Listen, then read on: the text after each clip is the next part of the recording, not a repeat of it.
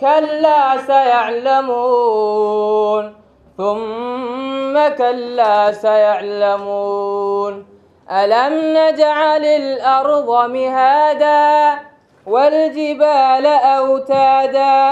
وخلقناكم أزواجا وجعلنا نومكم سباتا وجعلنا الليل لباسا صدق الله العظيم. ودرين فرحدات كوجهن جيل كمان تصبحي إنه هليان فرصة وحبرشوا سيأيوهر مريان نلشوده وانفليا مؤسسة بلاسما إنه يتهي مؤسسة وساكسي وخدمين تبلشده مامورك جامعتنا إدمان إسكحل سارين سيأيوهر مري لهايين جيل كبير دلك وحقوق الدورة وحنو يريا دافور كبرنامجك في برنامجك سجود أنا وده فرنو أستاذ أحمد عبد حسين أشرف أحمد عبد حسن إيراد عفوا أيام يريا في برنامجك نوجود فرن أنا كوهد لايا حفيزك scholarshipka jaamacadda Balaasma waxaan maanta idinku soo dhaweynaynaa xafladan quruxda badan ee ah munaasabada lagu abaalmarinayo ardada Soomaaliyeed ee laga soo bilaabo min Ras Caseer ilaa iyo Ras Kamboni oo lagu abaalmarinayo 100 kursi oo deeq waxbarasho ah oo sanadkii labaad jaamacadda Balaasma ay wado waxaan idin leeyahay dhammaantiin sidaad u dhantihiinba soo dhawaada munaasabadan qaaliga ah oo aad warbixino kala duwan ka heli doontaan waxaan idin leeyahay soo dhawaada xafladiina way noo furan tahay dadku waxay ku tartamayaan taqasusaad kala duwan ujeedadiisu waa hal waa ha guuleysto arday Soomaaliyeed si mustaqbalka dalka u iftiimo dadkii hore waxyaabaha ay ku sheekaysan jireen waxaa ka mid ahay annaga dalka canshuurtiisa wax ku soo baranay waa inaan dalka u adeegnaa marka maanta waxaad wax ku baranaydaa canshuur ay kaa bixi doonto mu'asasada Balaasma si biri dadka deen ay kugu yeeshaan oo aad u tiraahdo Balaasma Foundation waxay iga bixiday deen ay ahayd waa inaan dadka u gudaan mar haddii tartan miiska yimaadana dadku waxay milicsanayaan tartankan cadaalad ma noqon doona cadaaladda ilaaha haya balse dadaalka dadka waxa uu gaari karaa heer dadku ay ku qiraan inaad waxaad sameeyday ay cadaalad yihiin hadallada yaan idin kala hormarin hadal baa ka horeeya ka miisaan badan ka macno badan ka tilmaam badan ka tusaale badan waxaan u yeerayaa tusaaleyaha guud waa gudoomiyaha jaamacadda Balaasma gudoomiye Xasan Maxamed Xasan Kaafi ayaan u yeerayaa si kelmadda maamulka jaamacadda uu halkan uga jeediyo Professor Xasan Maxamed Xasan Kaafi Soodaweynti tartankan ama 100 kursi ee jaamacadda bixisay waxaa soo abalaay gareeyay 1500 oo arday oo ku sameeyay codsashada habka online-ka ama habka buuxinta foomka iyagoo booqanaya xafiiska deeqda waxbarasho markii la maray habkii xulista waxaa soo baxay 290 arday oo ka mid ah yani 100 kursi dadka u tartamaya sanadkii hore 310,000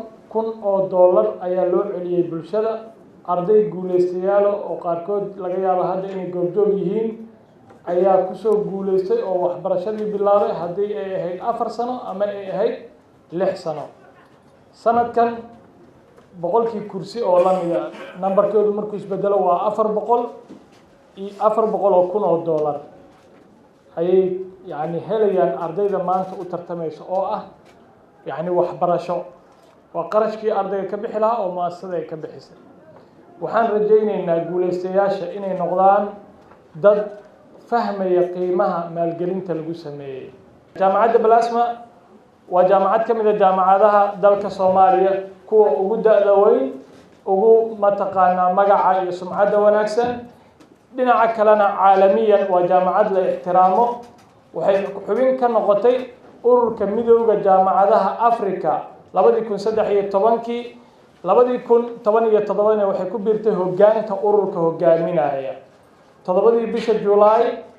waxaa noo doortay inaan noqono wakiilka matalaya gees bariga Afrika iminkana waxaan rabaa inaan u jaleeco tusaalayaashii xayiga ahaa ama noolaa ee aan ugu talagalnay munaasabadan quruxda badan inaan ku noolayno si dad badan oo maanta joogahana ay berri ugu noolay doonaan waxaan u yeerayaa waalid ka mid a waalidiintii guulaystayaashii sanadkii hore 3 ka mid a ardaydiisa ama gabdhihiisa oo sanadka dugsiga sare ka baxay waxaa kaloo u kulmay isla sanadka asagoo jaamacadii dhameynaya waa jaamacadii Balaasma waxaa farxaddu hadday kaa badato inay oysaa ku suganaysaa marka waxaan leeyahay horta jaamacadda Balaasma guul iyo horumar waa awalan waxaan u mahad celinayaa maamulka jaamacadda iyo macallimiinta waxaan kamid ahay ardada sugayso qalin jabintii xafladda ee jaamacadda Balaasma qaybta kulliyadda beeraha habeenada kamid ah ayaan waxaan raashay meel yeelkaydii oo ka baxay secondary-ga aan waxbarasho uga helo waan soo dhaqaaqay waxaan imid jaamacadda Balaasma anigoo wareysanaya bal xaaladda ay wax ku bixinayaan iyo qarashka ugu bixi kara intuu leeyahay waxa la ii sheegay inay jirto deeq waxbarasho haddii nasiibku saamaxo alxamdulillah foomkan u buuxiyey markaas waxyaalihii markaas aan la jeclaa inay bartaan ayaguna waa igu taakiideen carruurteedii khayr allah siiyo habeenkii xigay salaatul istiqaar aan dukaday in ilaahay tawfiiqda igu waafajiyo nasiib wanaag ilaahay salaatu istiqaaradaas waa iga aqbalay waana ii sahlay wayna ku guuleysteen 3 carruurteyda kamid ah hadda waxay kamid yihiin ardada jaamacadda Balaasma kulliyadeeda caafimaadka qaybaheeda kala duwan waxaan u yeerayaa Yaxye Maxamed Cali Yaxye wuxuu kamid ahaa ardaydii sanadkii hore ku guuleysatay deeqda waxbarasho balse lama filaan ay ku ahayd lama filaanka maxay ugu ahayd asaa ka jawaabi doona waxaan leeyahay maanta waxay tahay maalin aada u weyn waaye maalin aada u qiimo badan waaye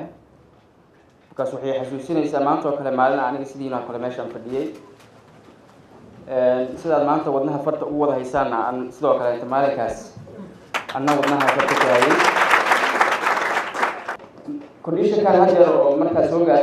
haddeer taagantihiin markaan soo gaarnay 50 qof aan ku ahay 50% for waxaa laga rabaa 4 qof keliya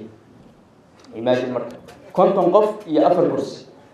wax yacni qariiba waaye 50 qof aan kusoo apply garaynay inaan helno medicine qof walba inuu helo uu dhakhtar noqdo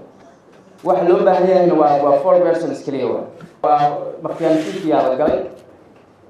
alxamdulillah never expect wallahi ma filayn I was the number 1 ninka ka helay baa ahaa numberka ugu koowaad oo ku guulay borseeska hadda la maraayo waxaa tartami doona horta 190 arday 290 arday waxaa la rabaa 100 arday inay soo baxaan college-ka business and economics waxaa ku tartami doono 39 arday waxaana laga rabaa 20 arday college-ka agriculture and veterinary waxaa ku tartami doono 16 arday waxaana 15 arday ku tartami doonto waxaana laga rabaa 16 arday college-ka health science waa meesha ugu adag ee tartanka kaga dhici doono waxaa tartami doona 165 arday waa meesha ugu adag ee tartanka kaga dhici doono waxaana laga rabaa 24 arday college engineering and technology waxaa tartami doona 39 arday waxaana laga rabaa 20 arday college humanity and social science waxaa tartami doona 32 arday waxaana laga rabaa 20 arday waa dareemi kartaan culayska meesha uu ka taagan yahay medicine laboratory ha u badnaadaane culayska meeshaas uu ka taagan yahay waa health science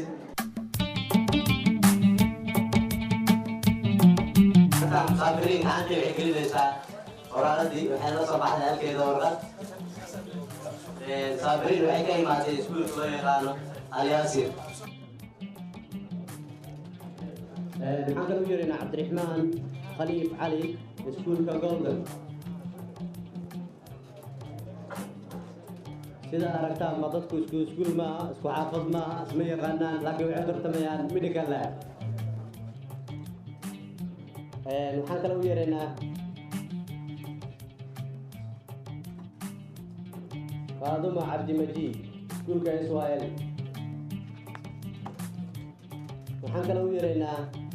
cabdiraxmaan sayid cali maxamed أولا السلام عليكم أنا magacayga أنا عبد الله محمد كان سعودو دكسير سارة دار التربية primary and secondary school waxaan helay lambarka 2. SYL waxaa helay number 3. Upland Primary and Secondary School lambarka ah helay number 1. sidaa hore u codsanay ahayd inay guusha ay ku dhawaato 2 lambar ay ku dhawaatay tartanka waxa ku dhamaaday 2 gabdhood iyo 2 wiil 45 qof oo u tartamayay qof wuu maqnaa halkaas waxaa noogu soo dhamaaday tartamayaasha medical lab annaga dhammaanteen arkayna soo gudbay 100 arday oo ka mid ah ardaydaas ku soo baxay qoratuurka yani aad ay u mahadsan yihiin ardayda kale ee tartantayna hore waxaan ugu sheegnay mar walba qofkii ka qayb gala tartankan